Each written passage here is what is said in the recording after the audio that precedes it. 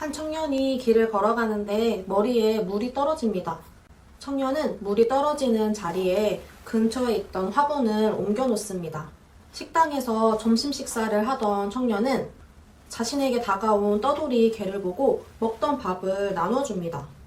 청년은 길을 걸어가다 구걸하는 어린 아이를 보고 자신의 지갑을 꺼냅니다. 지갑 속 사정이 여유롭진 않지만 자신이 가진 것을 나눠줍니다. 집에 돌아오는 길, 청년은 옆집에 혼자 사시는 할머니의 현관 문고리에 바나나 한 송이를 걸어 놓습니다.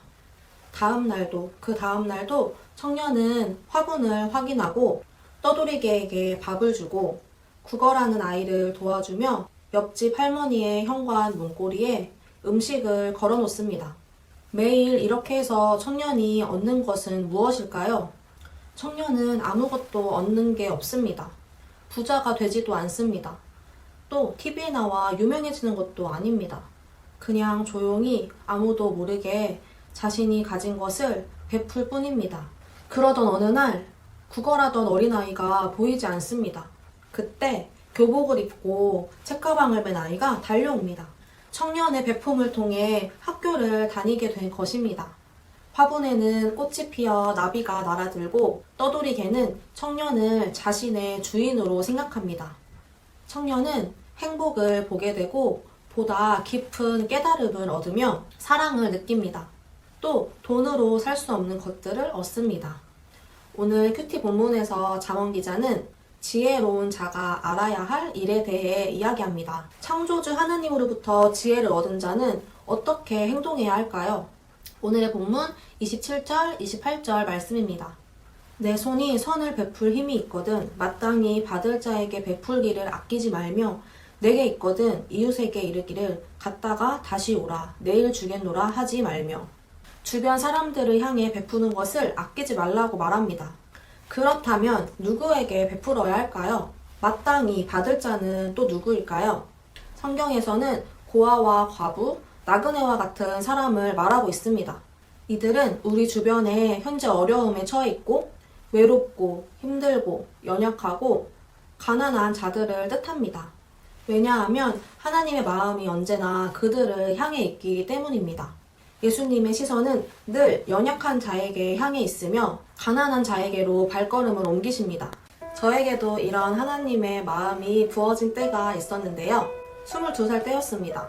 하나님께서 낮은 자를 섬겨라 라는 감동을 주셔서 이 땅에 가장 낮은 자가 누굴까 생각하다가 노숙자 분들을 섬기기로 다짐한 때였습니다. 사실 제가 영등포역에서 노숙자분에게 삥을 뜯긴 적이 있거든요. 조금 두려움이 있었지만 기도하며 따뜻한 차를 준비해 영등포역으로 갔습니다. 처음에는 경계하던 노숙자분들이 몇 번 얼굴을 뵈니 자신들의 처지와 속사정을 털어놓기 시작했습니다. 특별히 기억에 남는 어느 한 분은 깨끗한 환경이 아니다 보니 질병으로 발이 코끼리 발처럼 팅팅 부어 겨울에 신발도 신지 못하고 고통받는 분이 계셨습니다. 그분을 향한 하나님의 마음이 제 안에 부어졌고 냄새고 뭐고 상관없이 그분의 발을 붙잡고 눈물로 치유의 기도를 해드리며 제가 가지고 있던 목도리를 건네드렸습니다. 그 일로 인해 저의 삶에 엄청난 열매나 보여지는 변화가 갑자기 일어나지는 않았습니다. 하지만 하나님의 마음이 내 안에 부어지는 것, 하나님의 눈으로 이 세상을 바라보게 되는 삶이 저의 인생의 가장 큰 축복이라는 것을 깨달았습니다. 여러분, 하나님의 마음을 깨닫는 자가 진정 지혜로운 자임을 믿습니다. 하나님의 성품을 지닌 자를 하나님은 반드시 축복하십니다. 사도행전 말씀입니다.